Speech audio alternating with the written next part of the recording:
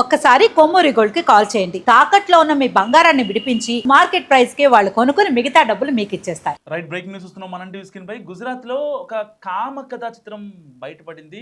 అక్రమ సంబంధానికి అడ్డుగా ఉన్నాడని రెండో భర్తను చంపేందుకు సుపారీ ఇచ్చి భార్య అతన్ని అనంతలోకాలకు పంపించేసింది.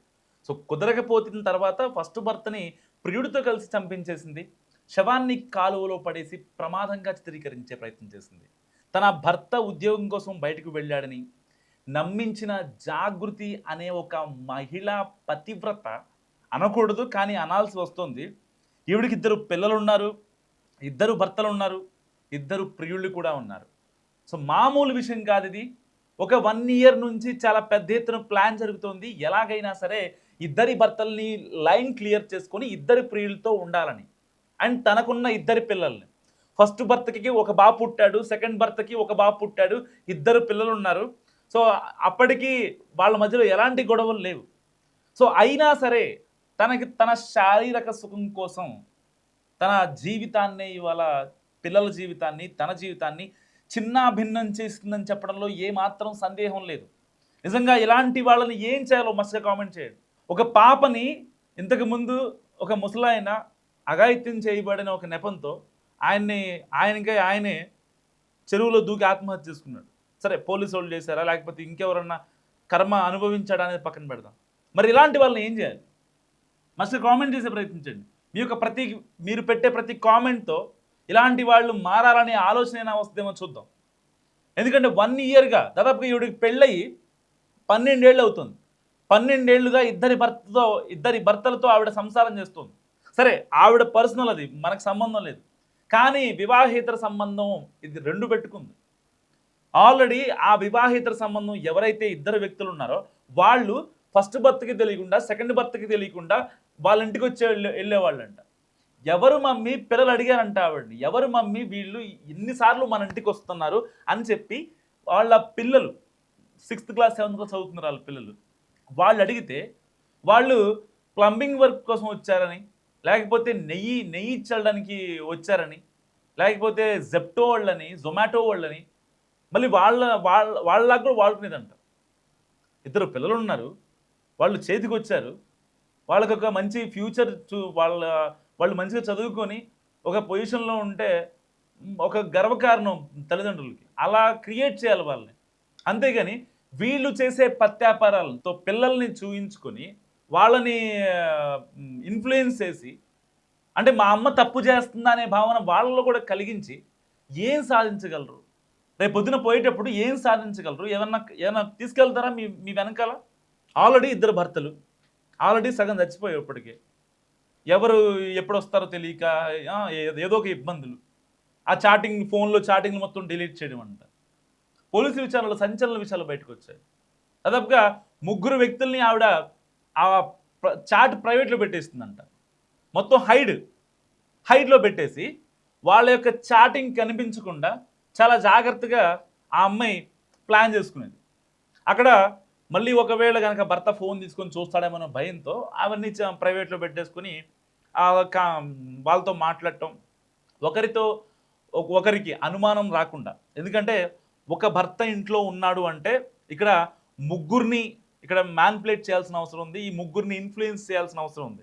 ఒక భర్త ఒక ప్రియుడు ఉన్నారంటే భర్త దగ్గర ఉన్నప్పుడు ప్రియుడిని మేనేజ్ చేయడం సరే ఉన్నవాళ్ళకి చెప్తున్నా, పెద్ద మ్యాటర్ కాదు.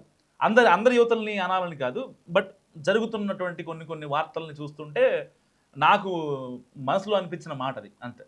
సో ఒకరిని మేనేజ్ చేయడం తప్పు కాదు, కానీ ఈ మహాపతివ్రత ఒకరిని కాదు, 2 కాదు, 4 మేనేజ్ చేసిందంటే జస్ట్ ఇమాజిన్ ఆవిడ అసలు మైండ్లో ఏం పెట్టుకుంది అంటే, కేవలం ఇంకా ఆవిడకి దాదాపుగా 40 ఏళ్ళు వచ్చినా సరే ఆవిడ శారీరక సుఖమే కోసమే ఇంత బాధలు పడుకుంటూ, ఇన్ని మాటలు పడుకుంటూ, ఇటు సమాజం నుంచి, ఇటు పిల్లల దగ్గర నుంచి, ఇటు భర్తల దగ్గర నుంచి ఇన్ని మాటలు పడి అసలు ఆ మహిళ ఏం చేస్తుంది? ఇప్పుడు కటకటాల వెనక ఊచలు లెక్క పెడుతుంది.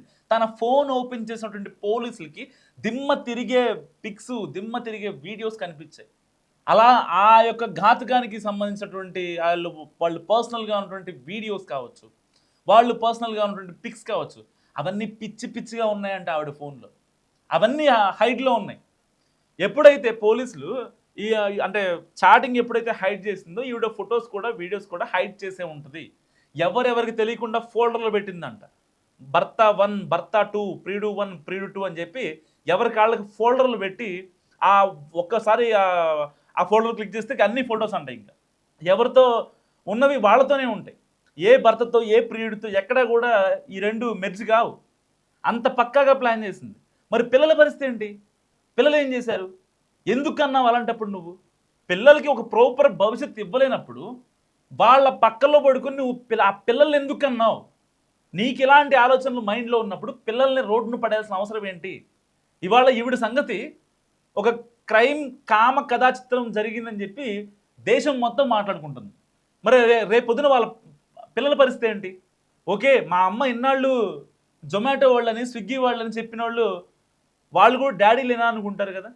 అసలు వాళ్ళకి అంటే ఏమంటారు, రేపొద్దున కనుక ఒక 3-4 ఇయర్స్ తర్వాత వాళ్ళు ఒక 10th ఇంటర్ చదివే ఏజ్కి వచ్చిన తర్వాత ఇంటి పక్కన వాళ్ళు ఇంటి బంధువులు అసలు నువ్వు ఎవరికి పుట్టావురా అని ఎవరన్నా మాట్లాడితే అసలు ఆ పిల్లల పరిస్థితి ఏంటి? వాళ్ళు కనీసం సమాధానం చెప్పగలరా? నోరు మెదపగలరా?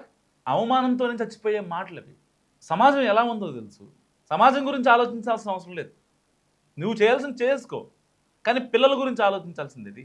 ఆల్రెడీ ఇద్దరు భర్తలు ఉన్నారు.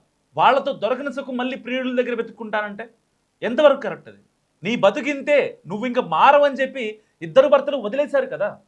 వాళ్ళు వదిలేసినా సరే ఇంకా నువ్వు అదే కోవలో అదే బాటలో వెళ్తానంటే వాళ్ళు మాత్రం ఏం చేస్తారు? ఇప్పుడు అందుకనే భర్తలు ఇద్దరు అడ్డొస్తున్నారని ప్రియుడితో, మళ్ళీ భర్తలకు తెలియదు ప్రియుళ్ళు ఉన్నారని. పాపం ఈ వ్యవహారం ఒక 4-5 ఏళ్ళుగా నడుస్తుంది. ఫస్ట్ ప్రియుడు ఉన్నాడని ఫస్ట్ భర్తకు తెలిసేలోపు సెకండ్ భర్తను చంపించేసింది. సెకండ్ ప్రియుడు ఉన్నాడని తెలిసి మొదటి భర్తకు తెలిసేలోపే ఫస్ట్ భర్తను చంపించేసింది. మళ్ళీ ఎవరు? సుపారీ గ్యాంగ్. వీళ్ళు కూడా నాకు తెలిసి బాయ్ ఫ్రెండ్స్ అయి ఉంటారు ఈ సుపారీ గ్యాంగ్ కూడా. ఎందుకంటే ఈవిడ ప్రొఫైల్ చూస్తుంది అర్థమవుతుంది కదా. 2 పిల్లలు, 2 భర్తలు, 2 ప్రియుళ్ళు, 2 సుపారీ గ్యాంగులు. ఒకరినొకరు తెలియకుండా ఫస్ట్ భర్తను వేసేయడానికి ఒక సుపారీ గ్యాంగ్, సెకండ్ భర్తను వేసేయడానికి ఒక సుపారీ గ్యాంగ్. ఎక్కడైనా 2. నాకు తెలిసి ఆవిడకి 2 అనేది లక్కీ నెంబర్ అనుకుంటా మేబీ. అంటే అసలు ఏం జరుగుతుంది నిజంగా? సమాజానికి ఈవిడ మెసేజ్ ఏమి ఇస్తున్నట్టు? రేపు పొద్దున పిల్లల్ని కనుక ఇంకొకళ్ళు బంధువులో ఇరుగు పొరుగు వాళ్ళు ఒక మాట అంటే పిల్లలు తీసుకోగలరా? ఏంటి మా అమ్మ ఇలాంటిదా అని తెలిస్తే వాళ్ళు లైఫ్ లాంగ్ ఆ నరకయాతన అనుభవించడానికి ఎంత దారుణంగా ఉంటుందంటే ఆ పిల్లలకి మాత్రమే తెలుసు. కావాలని అంటారు సూటిపోటి మాటలు చెప్పడానికి. ఇరుగు పొరుగోళ్ళు గిట్టనోళ్ళు ఎవరో ఒకళ్ళు అంటారు కదా, మీ అమ్మ ఇలాంటిది, నువ్వు ఎవరికో పుట్టో నీకే తెలీదు అని మాట్లాడారు అనుకోండి. ఇలాంటి మాటలు వస్తూ ఉంటాయి ఊళ్ళో సహజంగా. సో గొడవ కావాలని పెట్టుకోవడం కోసమో, లేకపోతే దెప్పిపోవడం కోసమో, వాళ్ళ పుట్టుకను అవమానించడం కోసమో ఇలాంటి మాటలన్నీ వస్తూ ఉంటాయి. మరి ఇలాంటి నేపథ్యంలో 2 ప్రియుళ్ళు, 2 భర్తలు, 2 పిల్లలు, 2 సుపారీ గ్యాంగ్లు, ఈ మొత్తం మెయింటైన్ చేసిన ఎలకత్త మఫ్లియా అంటే డీజే ఢిల్లీలో రాధిక అంటారు కదా, మరో రాధిక అని చెప్పుకోవచ్చు. రాధిక చేసింది కూడా చాలా తక్కువనేమో. అక్కడ మహా అయితే ఆవిడ ఒకరిని చంపేసింది, ఇక్కడ 2 చంపేసింది. 2 భర్తలను చంపేసింది 2 ప్రియుల కోసం. ఇప్పుడు బిడ్డలు అనాథలు అయిపోయారు. మరి ఈ మొత్తం మహాపతివ్రత గురించి మీరేమనుకుంటారు? మస్తు కామెంట్ చేయండి.